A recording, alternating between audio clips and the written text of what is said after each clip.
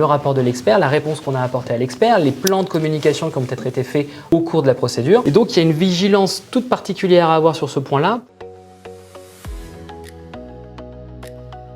S'il faut en sélectionner 3, on s'est un peu livré à l'exercice et on est allé les chercher dans les dossiers, dans les PSE qu'on a pu faire. Il y a une première hypothèse, c'est celle des relations que vous avez avec l'expert. On l'a dit, dans le cadre d'un PSE, votre CSE, vos DS peuvent mandater un expert qui va les accompagner pour analyser le motif économique ainsi que les mesures qui sont prévues par le plan. Cet expert, lorsqu'il est mandaté, il va solliciter des documents pour réaliser son expertise et il va solliciter des documents auprès de l'employeur. Si l'employeur ne lui donne pas accès à ces documents dans un temps qui est d'ailleurs prévu par le Code du travail, ça peut retarder la mission de l'expert, voire même la rendre plus difficile s'il y a des documents manquants dont il pourrait être tenté de demander la communication à l'administration en lui expliquant que l'employeur n'a pas respecté son obligation et qu'il lui manque les documents essentiels pour réaliser sa mission. Si vous voulez, lorsqu'on est face à cette situation, il peut y avoir un décalage dans le temps de la mission de l'expert qui n'arrivera pas à rendre son rapport dans les 15 jours avant la fin de la procédure d'information-consultation. Et si l'expert ne remet pas ou remet son rapport en retard, il faut encore en discuter avec le CSE. Il faut encore éventuellement y répondre si vous avez des éléments en réponse à y apporter lorsque vous êtes l'employeur. Et donc ça peut vous décaler votre procédure. Alors comment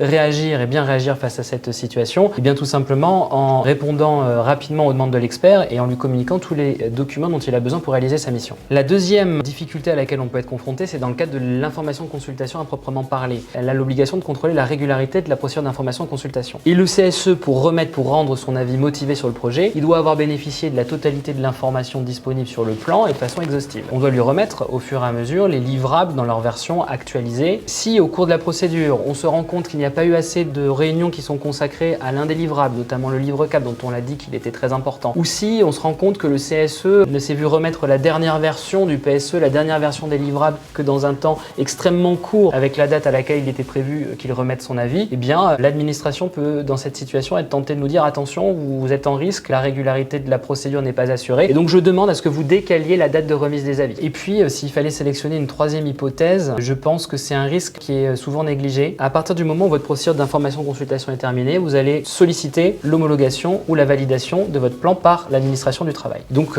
ça se fait à la fois sur la plateforme dont j'ai parlé tout à l'heure, c'est-à-dire Rubco, en lui adressant un courrier, en lui demandant, voilà, on est en bout de procédure, je vous demande la validation ou l'homologation. À partir de cette demande, l'administration vous répond, elle vous adresse ce qu'on appelle un avis de complétude du dossier. Cet avis de complétude du dossier permet de faire partir le délai d'instruction. Et pour que l'avis de complétude du dossier soit adressé à l'employeur, encore faut-il qu'il ait téléchargé sur la plateforme l'ensemble des documents nécessaires à l'instruction du dossier par l'administration. Et donc, parfois, la difficulté à laquelle on est confronté, c'est celle des employeurs qui n'auraient pas téléversé au fil de l'eau, téléchargé sur la plateforme, l'intégralité des documents nécessaires à l'examen du plan par l'administration. Donc, notamment, évidemment, les livrables actualisés, mais surtout, les PV des réunions des CSE, les ordres du jour, le rapport de l'expert, la réponse qu'on a apportée à l'expert, les plans de communication qui ont peut-être été faits au cours de la procédure. Et donc, il y a une vigilance toute particulière à avoir sur ce point-là pour anticiper la demande de validation ou d'homologation et s'assurer qu'on a bien, dans notre checklist, versé, donné à l'administration la totalité des éléments de la procédure pour que notre complétude de dossier nous soit adressée dans un temps très court de notre demande et que le délai d'instruction puisse commencer à courir. Alors après, bien sûr, on peut imaginer plein d'autres situations. On imagine une phase de départ volontaire, par exemple, qu'on intègre dans un plan de sauvegarde de l'emploi, mais qu'on décide d'intégrer cette phase de départ volontaire en cours de procédure ou un petit peu en bout de course. Ça peut être un élément qui retarde également aussi le calendrier initial qu'on avait